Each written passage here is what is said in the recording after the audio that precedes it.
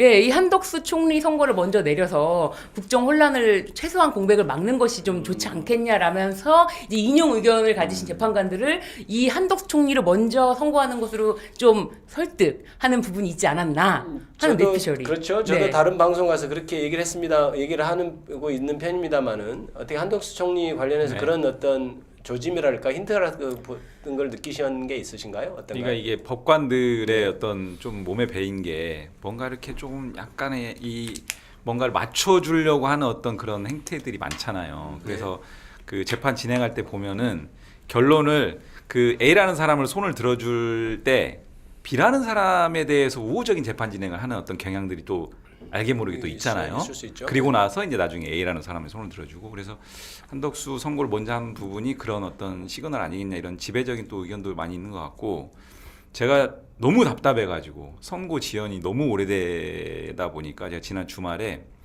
변론 준비기를 2차례 했거든요. 네네. 윤석열 탄핵 사건. 네. 제가 영상을 지금 2번, 3번 봤습니다.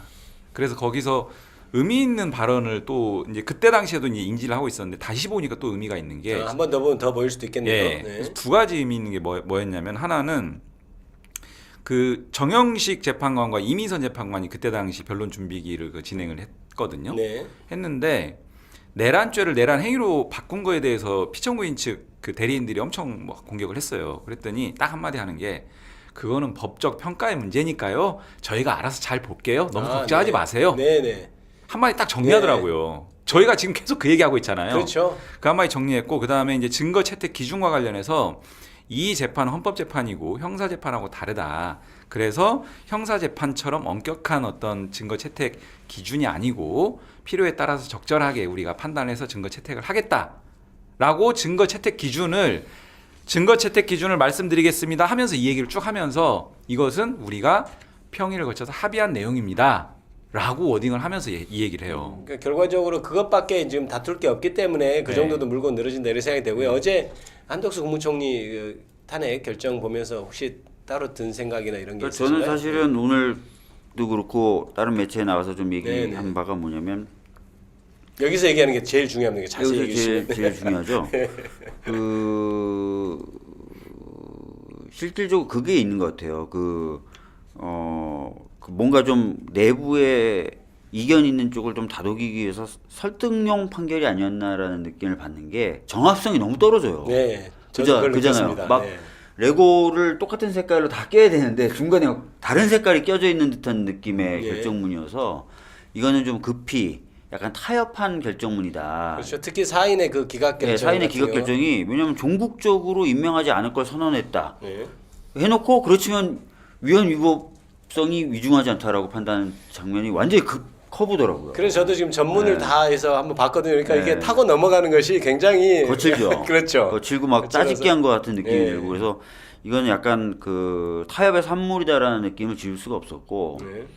그다음에 여기 보면 이제 어떤 분들이 예측이 계속 틀렸다 그러는데 사실 예측이라고 하는 부분 이런 거예요. 저희가 여러 경로로 정보를 들은 다음에 그 정보를 토대로 예측을 하는 건데 적어도 예측이라는 과정에서는 좀 틀렸지만 그동안 들어왔던 정보가 좀 맞는 부분도 있었다는 느낌이 드는 게 예를 들어 2명의 재판관이 계속해서 절차에 관련돼서 시비를 건다는 얘기가 많았는데 많았죠. 실질적으로 이번에 2명이 절차를 문제를 딱 제기했었던 부분 그다음에 정계선하고 김복형 두 분이 다툰다 심하게 다툰다라는 첩보가 있었는데 완전 반대로 지금 둘이 그렇죠. 예. 내용을 달았죠. 그래서 그동안 이제 들렸던 얘기들 중에 이 판결을 봤더니 재판관의 성향이나 재판관의 어떤 태도 정도는 추출해낼 수 있겠구나. 이 판결을 보니까 네. 이런 느낌은 좀 들더라고. 네. 그래서 이제 국무총리가 먼저 결정이 되고 그 다음에 윤석열 대통령을 파면하는 결정이 나올 것으로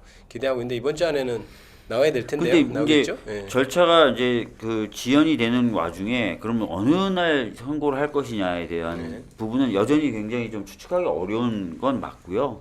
근데 진짜 정상적인 헌재의 모습을 마지막에라도 조금이라도 갖추려면 이번 주 내에 하는 게 맞긴 맞죠. 네. 국가적인 혼란을 극복하고 더 이상의 혼란을 확산시키지 않으려면 이번 주에는 선고를 해야 될 것 같습니다. 그래야 제가 보기엔 헌법재판소가 선고를 지연하면 할수록 날마다 그 권위가 떨어진다. 저는 이렇게 네. 보거든요. 그러니까 헌법재판소의 권위를 위해서도 하루빨리 선고가 돼야 될 것 같고 유일하게 인용 결정 내린 헌법재판관에 대해서 지금 도를 넘는 인신 맞아요. 공격이나 이런 것들이 지금 되는데 제가 그것만 잠깐 보고 갈까요? 지금 보십시오.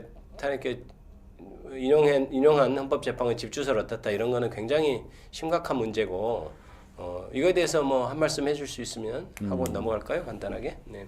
그래서 저는 평소에도 이 법원이든 뭐 헌법재판소 판결에 대해서 그러니까 내용적인 비판이나 이런 부분들은 뭐 당연히 자유롭게 열려 있는 부분인데 그렇죠. 네. 그 사실 뭐 저는 지기현 부장판사 사건에서도 판사 개인에 대한 어떤 인신공격이나 뭐 이런 방식은 좀 우리가 지양을 하고 그래야 오히려 그 내용에 대한 평가가 오히려 좀 더 객관적으로 그렇죠. 다가갈 수 내용에 있다. 집중이 되는 면도 있죠. 이런 생각이 드는데 저 부분들은 판사 개인에 대한 어떤 인신공격을 넘어서서 물리적 공격을 지금 감행하자라는 것까지 나가고 있거든요. 네. 이건 굉장히 좀 심각한 민주주의에 대한 테러 수준까지도 지금 감행하자라는 거기 때문에 저런 부분들에 대해서는 오히려 좀 엄청 좀 신속하고 엄중한 좀 조치들이 필요하다. 분명한 선례를 저 좀 남겨야 부분에 된다. 선제적으로 수사도 하고 예. 그 즉각적인 조치가 좀 필요하지 않나 이런 생각이 좀 듭니다. 저희가 그래서 공중협박죄 요것을 얼마 전 본회의에서 통과시켰지 않습니까? 네, 그렇습니다. 아직 시행은 안 되고 있지만 좀 저는 만약에 저런 것들이 또 공중을 상대로 또 어떤 선동을 하는 어떤 취지까지 나아간다면은 좀 의율할 필요성이 있는 것 같습니다. 자, 그러면 지금부터 잠시만 주목해 주시기 바랍니다. 제가 구독자분들을 위해서 선물 하나를 준비했는데요. 제가 항상 여러분들께 드리는 말씀이 있습니다. 뉴스만 평소에 잘 챙겨보셔도 돈이 되고 돈을 벌 수 있다라고 말씀을 드렸는데요. 여러분들은 여기 보시는 삼성전자 뉴스를 보고 어떤 생각이 드세요? 아니면 정치인들의 뉴스, 날씨 뉴스를 보고는 어떤 생각이 드시나요? 그냥 뉴스만 보고 끝내는지 아니면 이 뉴스를 어떻게 이용할 수 있는지 이 부분을 고민하고 계시는지를 되물어보고 싶습니다. 그 이유가 뭐냐 하면 제가 지난번에 여러분들께 뭐라고 말씀을 드렸었죠? 지금은 반도체 섹터를 눈여겨보셔야 한다고 말씀드렸습니다. 그리고 나서 이런 썸네일들 뉴스를 통해서 많이 보셨을 겁니다. 반도체 내용이 이슈가 됐을 때 부자들은 어떻게 생각한다? 반도체 관련주들은 뭐가 있는지, 어떤 종목이 가장 좋은지, 어디에 투자해야 돈이 몰리는지 자연스럽게 생각한다고 제가 말씀을 드렸죠. 그 이유가 뭐냐 하면 부자들이 봤을 때는 이슈가 곧 돈으로 이어지고 그 이슈가 나에게 돈을 벌어준다는 경험적 확신이 있기 때문에 부자들은 항상 이런 사회적 이슈를 관심 있게 챙겨본다고 제가 말씀을 드렸습니다. 이번에도 마찬가지인데요. 제가 지난번에 시청자분들과 함께하는 주식으로 수익 내기 이벤트를 진행했었죠. 당연히 100% 무료로 진행을 했었고요. 여기 보시면 아시겠지만 제가 지난번에도 구독이라고 보내주신 모든 시청자분들께 반도체 관련주 중에 가장 크게 급등할 딱 한 종목, 많은 종목도 아니라 한미반도체 한 종목을 여러분들께 추천드렸어요. 그러면서 여기 나와 있는 대로 정확히 얼마에 매수해야 하는지, 그리고 수익률이 어느 정도 나왔을 때 팔아야 하는지를 이런 부분들까지 여러분들에게 정확히 알려드렸었는데 지금 실제로 어떻게 되었다? 오른쪽을 보시면 아시겠지만 제가 지난번 문자 발송으로 이 한미반도체를 소개해드리고 나서 실제로 이렇게 5배 이상 어마무시한 상승이 나왔습니다. 100만 원만 투자를 했어도 무려 500만 원이 넘는 수익금이 생긴 거죠. 그래서 당시에도 굉장히 많은 분들이 제가 드린 이 한미반도체로 수익을 내실 수가 있으셨을 텐데요. 다시 한번 축하드린다고 말씀을 드리겠고 이번에도 마찬가지입니다.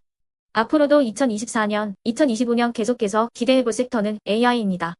그 중에서도 AI 반도체는 그 누구도 부정할 수 없는 미래 성장 산업입니다. 그러면 우리가 어떻게 생각해 볼 수 있을까요? AI 반도체 종목 중에 앞으로 크게 대장 역할을 하면서 10배 이상 급등할 수 있는 템베고 종목을 지금부터 열심히 추적해야 한다는 겁니다. 큰 돈을 투자하지 않더라도 월급의 일부분 아주 소액이라도 이 종목을 모아가야 수백 %의 수익률을 손에 쥘 수 있는 것이죠.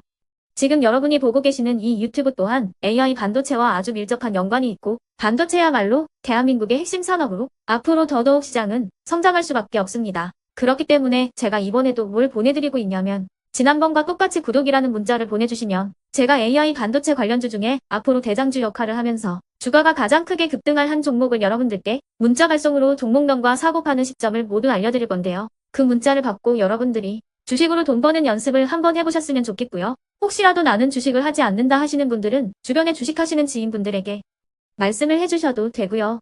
아니면 연세가 있으셔서 투자가 어렵다 하시는 분들은 이 종목을 자녀분들에게 한번 사봐라. 이걸로 한번 수익을 내봐라. 이렇게 조언을 해주실 수도 있는 거겠죠.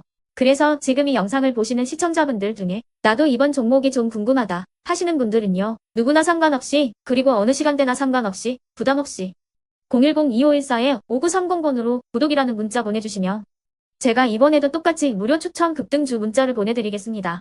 이해되시겠죠? 제 번호 010-2514-5930번으로 구독이라는 문자 보내주시면 여러분들이 직접 이슈를 통해서 돈 버는 연습을 해보실 수가 있는 거고, 제가 돈을 받는 것도 아니고 투자를 대신해 드리는 것도 아니기 때문에 부담 없이 신청해 주시면 되는 겁니다. 그리고 수익이 나면 저는 다른 것은 하나도 바라지 않습니다. 제 채널에 구독, 좋아요 한 번씩만 눌러주시라 이렇게 다시 한번 말씀을 드리겠습니다.